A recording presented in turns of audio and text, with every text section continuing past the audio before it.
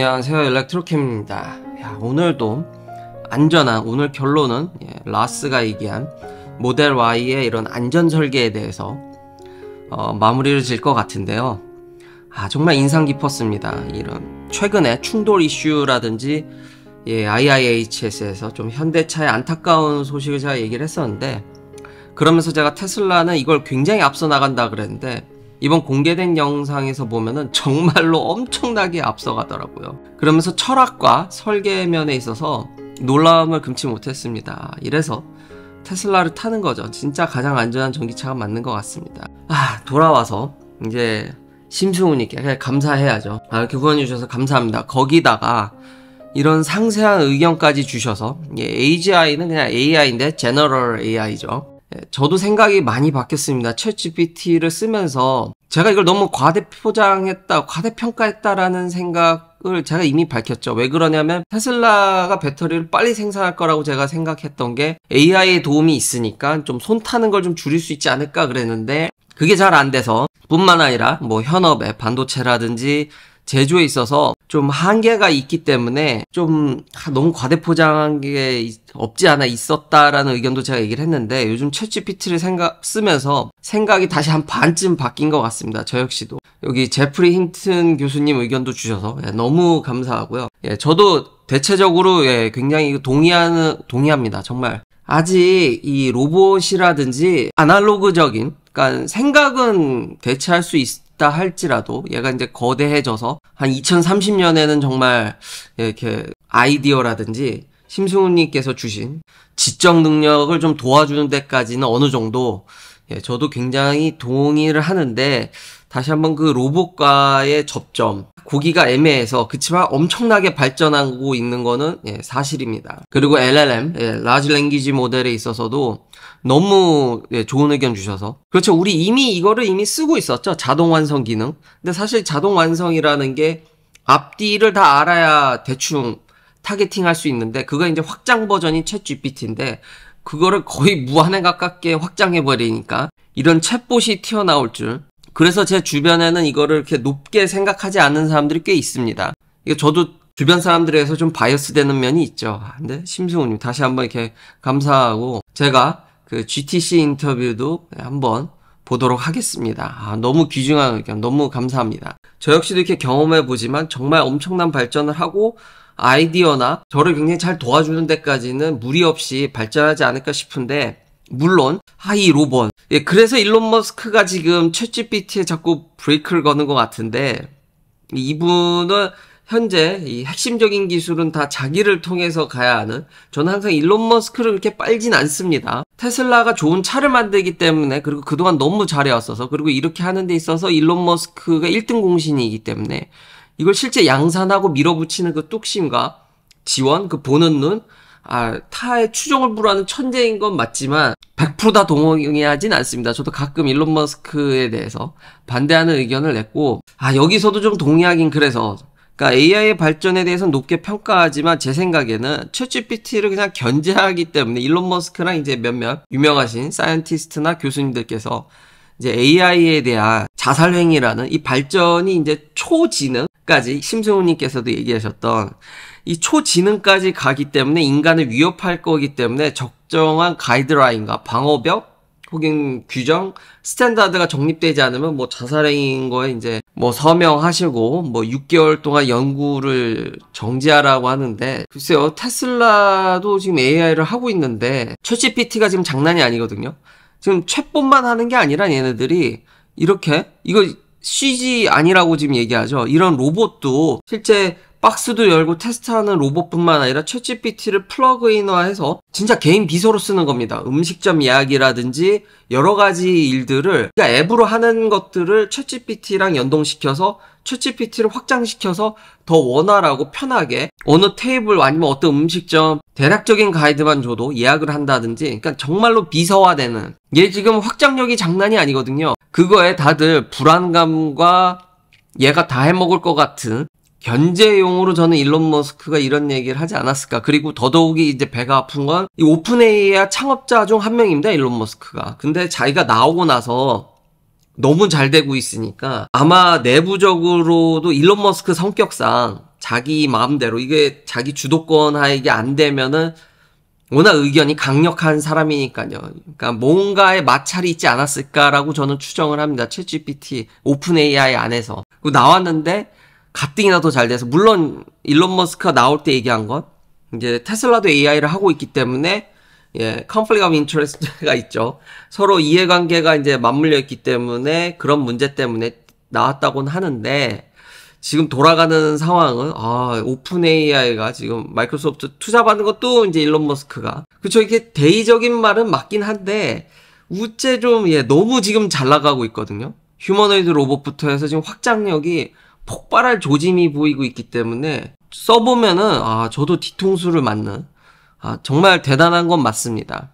이게 단순히 자동 완성을 확장해서, 그러니까 참 원리는 심플한데 이걸 그렇게 우습게 볼 건 아닌 것 같습니다. 물론 아까 얘기했듯이 실제로 아날로그적인 면, 그러니까 아이디어나 이런 건 더 발전해서 줄 수 있을 것 같은데, 코딩도 쉬워지고, 근데 완전한 자동화는 아니라는 거죠. 뛰어난 프로그래머가 이제 단순 프로그래머들의 연봉이 좀 떨어지는, 뛰어난 프로그래머는 여전히 더 비싸지고, 이런 챗 GPT나 이런 걸 도움을 받아서 더 확장성 있는, 그러니까 정말 단순 노동이나 단순 아이디어를 반복하는 거는 AI가 진짜 다 할 날이 머지 않았구나, 요런 게 좀 생각이 났습니다. 진짜 발전은 상당하다. 그리고 이게 우리의 어떤 인플레이션에서도 억제를 해줄 수 있지 않을까라는 생각도 합니다. 기술의 발전은 정말 우리는 쉬지 않고 계속, 인간은 이런 기술을 엄청나게 발전하는구나. 그리고 두려움을 가질 필요는 전 없다고 생각하는 게, 잘 쓰는 게 문제지 여태까지 다 그래 왔지 않습니까? 이걸 두려워하기보다는 이거를 개발해서 잘 쓰는 쪽으로 해야지 더 저는 베니핏이 크다고, 그런 의미로 저도 FS 베타를 다가가기 때문에, 완벽한 자율주행이 아니지만 잘 쓰면 편한 거라는 걸 이미 제 스탠스를 굉장히 많이 어필한 것 같습니다. 그것과 저는 챗 GPT를 바라보는 스탠스가 똑같다고 생각을 합니다. 그렇기 때문에 일론 머스크가 살짝 이거는 자기가 나오고 나서 이게 너무 잘 되니까 딴지를 거는 듯한 생각이 드는 거를 지울 수는 없겠더라고요. 자, 메인 테슬라 뉴스를 가기 전에 포드가 이제 생산을 재개했죠. F150 라이트닝 자랑하는. 근데 가격을 또 올렸더라고요. 그래서 이제는 거의 깡통이 $60,000에서 시작을 합니다. 팔 생각이 없는 거죠. 잘 팔려서 가격을 올리면 제가 말을 안 하는데, 불났었죠. 그리고 생산 중단됐었고, 근데 얘만 올린 게 아니라 포르쉐 타이칸도 올렸더라고요. 한 4,000불 좀 넘게. 이 가격대 그쵸, 그렇게 많게는 $7,500 올렸는데, 타이칸 터보 같은 경우는. 근데 잘 팔려서 그럼 올렸냐? 그게 아니라는 거죠. 포르쉐, 제가 전에 얘기했듯이 판매량 감소하고 있습니다. 계속 감소하고 있고, 지금 같은 고금리에서는 이런 비싼 차 잘 안 팔리죠. 근데 그냥 올렸죠. 요즘 독일에 이 e-fuel과 맞물려서 참 별로 팔 생각이 없는 것 같습니다. 포드도 그렇고요. 아니면은 좀 기다렸다가 인산철, 자기가 만들죠. 라이센싱 받아서 CATL에. 그게 들어갈 자리를 미리 만들어 놓는 건지, 그러니까 지금은 적자죠. 엄청 적자죠. 마이너스 40%. 그 얘기도 했었죠. 그런 것들이 다 겹쳐 보이기 때문에 이게 잘 팔려서 가격이 올린다고 볼 수가 없습니다. 전혀. 이제는 깡통도 $60,000. 중간 트림은 거의 76,000. 프로파면 거의 10만이군요. 정말 픽업 트럭이 필요하셔서, 일적으로 필요하셔서 사실 사람 한 명도 없을 거라고 생각합니다. 이러니 사이버 트럭이 늦게 나와도 잘 팔릴 수밖에 없습니다. 적정 가격을 한다면요. 참 안타깝습니다. 근데 이게 블룸버그발 지금 이럴 것 같긴 했는데, 그쵸, 결국은 싼 배터리를 포기를 못하죠. 포드도 라이센싱 받아서 보조금 받으면서 CATL 인산철 배터리를 미국에서 생산하는데, 테슬라라고 안 할까라는 생각을 했었거든요. 그래서 그것에 대해서 이제 얘기를 해보려는 찰나에 블룸버그에서 바로 기사가 그냥 나와버리더라고요. 이미 그런 얘기들이 있었는데, 요즘은 그냥 다들 너무 빨리 기사를 쓰기 때문에 참 빠릅니다. 빠르나. 포드만 가능하지 않죠. 테슬라 그래서 이미 화이트하우스 오피셜이라는 얘기도 있고, 그러니까 얘기를 하고 있다는. 참 무섭습니다. 무서워. 거기다 테슬라가 지금 한국의 여러 업체들과 디일렉에서 지금 막 컨택한다는 얘기가 나오죠. 제가 그냥 예측한 대로 가고 있습니다. 한국의 배터리 회사들이 다 해먹을 그림은 이래서, 근데 망한다는 얘기는 아닙니다, 절대로.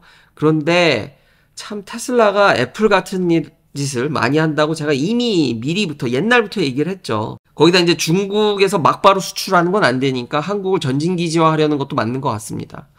그러니까 참 한국 내에서도 이게 참 배터리 판이 후방업체나 이런 머티리얼을 LG나 이렇게 공급하는 업체들이 약간씩 자기 영역을 확장하면서 약간 좀 충돌도 예상을 해볼 수 있는데요. 그걸 만들어주는 게 테슬라 및 지금 미국의 자동차 회사들이라는 점.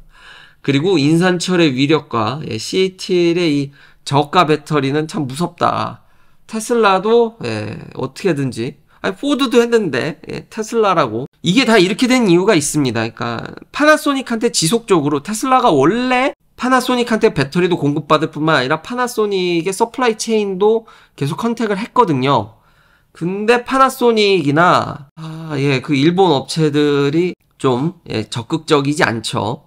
특히나 그 가격을 엄청, 테슬라는 결국 모든 자동차 회사들은 다 똑같습니다. 싸게. 지금 배터리 가격이 너무 비쌉니다.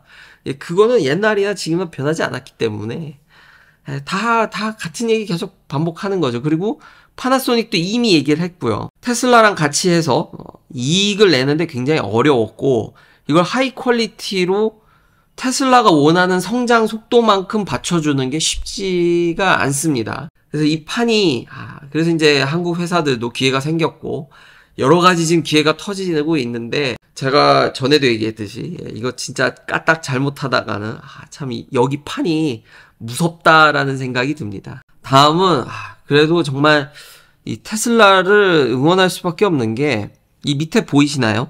라스가 얘기하는 게, 테슬라의 철학은 첫 번째, 당연히 이 탑승자를 보호하는 거고, 두 번째가 배터리입니다. 이 두 가지 절대 명제, 절대 원칙. 근데 이렇게 절대 원칙을 세워주는 자동차 회사가 없습니다. 여기다가 이렇게 조그맣게 배터리를 보호하기 위해서, 설계, 배터리 팩을 완벽히 보호하기 위해서 이렇게까지 상세히 설명해주고 보여주는 회사 하나도 없습니다. 그러니까 여기 지금 IIHS나 NHTSA도 이런 테스트가 없거든요. 근데 미리 가지 않습니까? 여기에 받치면 화재 난다라든지 이미 자기들 데이터로 알고 있는 겁니다. 그러니까 미리 기관이든 국가든 대응이 느리기 때문에 자기들이 알아서 자기들 데이터로 안전한 차를 소비자들한테 먼저 이렇게 제공을 해주는 겁니다. 참 이러니 이게, 그러니까 오버롤리 칭찬을 할 수밖에 없습니다. 아직 테슬라가 굉장히 압도적입니다. 이런 면에서 데이터적인 측면이나 FSD 베타든 안전성이든 배터리 관리든, 물론 이렇게 밑에 업체들이라든지 싸게 배터리를 구할 수 있으면 온갖 짓을 다 하고, 참 애플 같은 일을 계속하죠, 테슬라는. 참 요런 부분에 있어서 한국 업체들이 많이 후방에 있기 때문에, 공급하는 업체 그 벤더 입장에 있기 때문에 저도 좀 안타까운 마음이 있는데, 이래서 제가 그게 참 시달릴 것 같은 느낌은 계속 받습니다. 물론 배터리 가격이 비싸고 배터리를 구하기 현재 어려운 상황이기 때문에 한국의 배터리 업체에도 기회가 있지만 테슬라가 꼭 그렇게 이쁜 짓만 하는 건 아니라는 점. 그래서 좀 얄미운 면도 있는데, 차를 만드는 데 있어서 이만한 회사가 아직 없습니다. 근처도 없습니다. 진짜 이런 거 빨리 해주는 회사, 지금 현대기아차도 그렇고 대부분 다 자동차 회사들이 다 그렇습니다. 그러니까 NHTSA든 IIHS든 그러니까 뭐가 나오면 거기에 대응하는 수준이지, 어느 자동차 회사도 그걸 앞질러서 가는 회사를 본 적이 없거든요. 근데 테슬라는 앞서서 갑니다. 그러니까 자기들이 데이터가 많으니까요. 이러니 제가 테슬라 말고 다른 차를 타기가, 전기차에 있어서 전기차를 타겠다면 참 이런 차가 있을까. 오늘 진짜 테슬라가 이걸 유튜브에 공개하면서 보면서, 물론 100% 안전한 차는 없습니다. 완벽한 차는 없지만 그래도 여전히 참 신뢰가 가는 브랜드라는 생각은 듭니다.